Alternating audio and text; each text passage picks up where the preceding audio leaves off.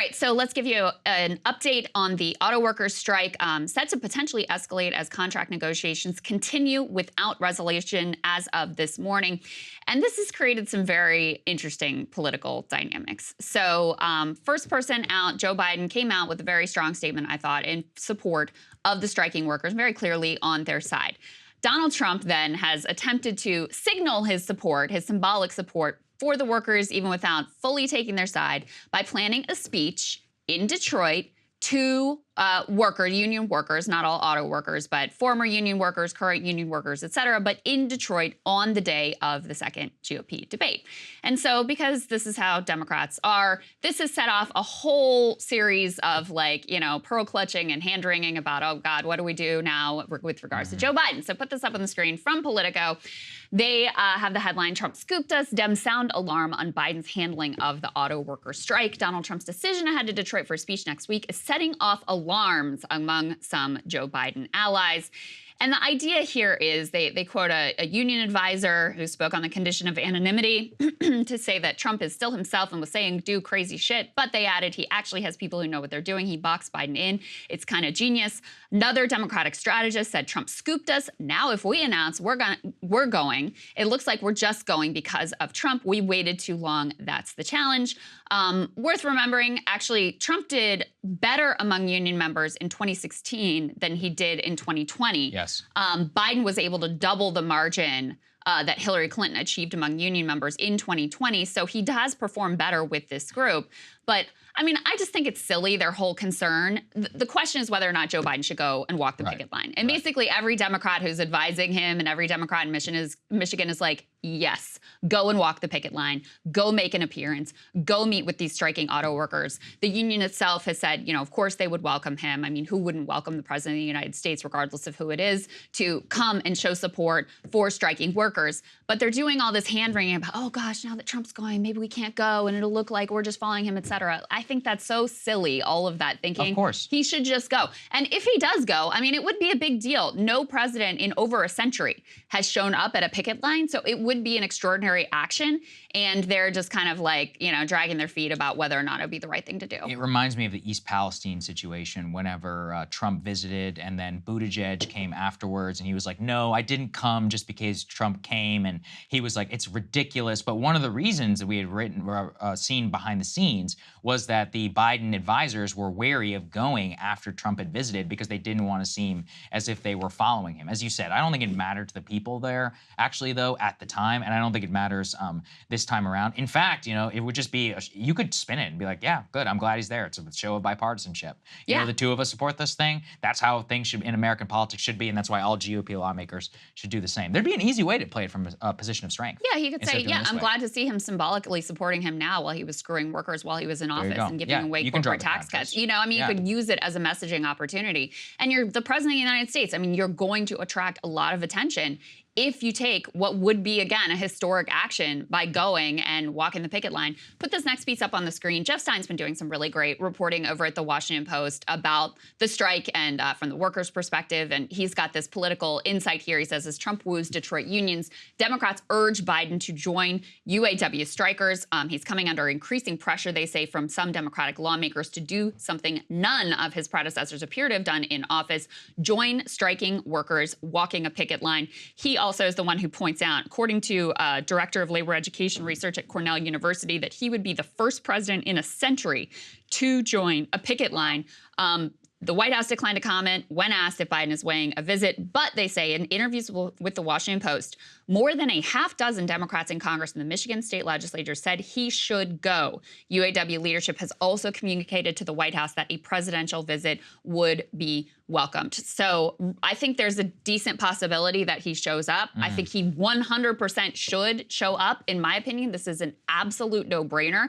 If you don't want to get outmaneuvered by Trump and his, symbolic nonsense, then there's a really clear path to doing that. He's already rhetorically, Biden has already clearly taken the side of the striking workers. So this is just going one step further and actually physically showing up in solidarity for them. Yeah, what I read is that one of the complications apparently is that the GM CEO and Biden are close, and apparently she's been making Is this Mary inroads. Barra? Yes, because she's She visited. was a Democratic candidate for governor in Right. Michigan, so yeah, she's It like makes sense. they know right? her. So they yeah. know each other, and apparently there's some there's been communication about you shouldn't be doing such a thing, and Get you don't want to over it. sacrifice our relationship apparently as the CEO. But yeah, I think it would have been a no-brainer. I agree. The easy way to not go outfoxed or whatever is we've just been doing it earlier or announcing it.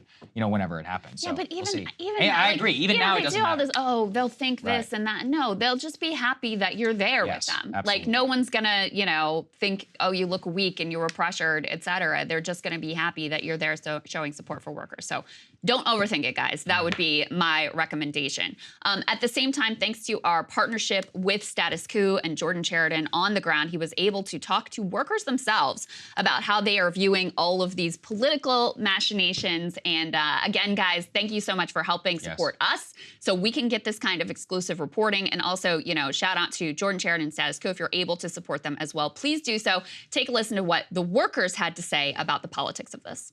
Do you welcome a visit from Trump, and do you agree with him as far as we need to shift away from the electric vehicle transition? I do agree with shifting away from the electric vehicles. I do agree with that. It's all about the support for us. I don't really know what to say. Do you think, in terms of the electric vehicles, that it's kind of hurting the workers? There's not enough demand for it. Why do you agree with shifting away from electric? Really, job security most to me. 60% less workforce means we're going to lose a lot of UAW jobs. Yeah. That's what I believe. What do you think of the former president, who says he's coming here next week to, talk to the workers? What do you think about him saying he would reverse these electric vehicle policies compared to President Biden? Well, first of all, he's a politician, so whatever he says, I'm not going to believe him anyway.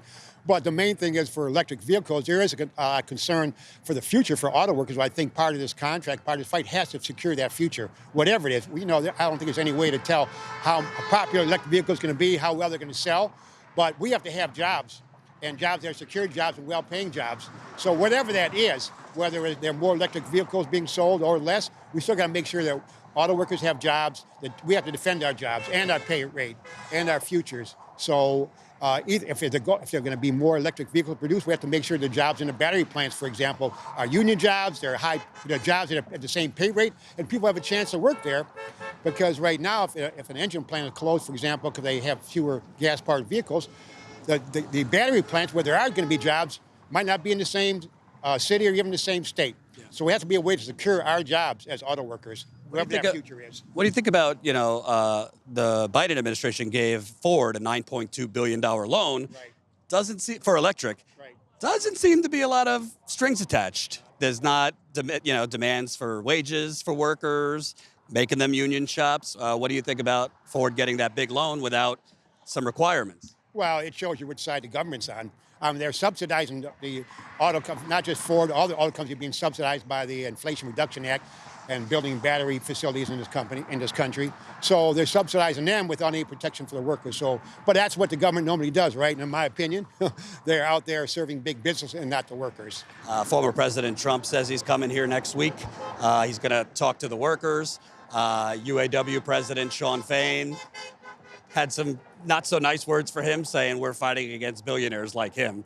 What do you think about Trump coming here? I have no comment about Donald Trump. Not a supporter, I assume? No comment. What do you think in general? He criticized the electric vehicle shift, saying, if he becomes president again, he would shift away from this investment in electric vehicles. He'll be in prison. Okay. Do you agree with him? Because I've talked to workers who feel electric, they don't have job security with these electric jobs, and there's not enough demand for the electric. Do you agree with him, or you think this electric transition is a good thing? I think it's a good thing. I think it's the wave of the future. They're going to have to figure out how it's going to all work, where people are going to have to plug in their cars and whatnot. Mm-hmm. But it's change, and we have to embrace change. So I that talked was to, fun. yeah, those were really interesting.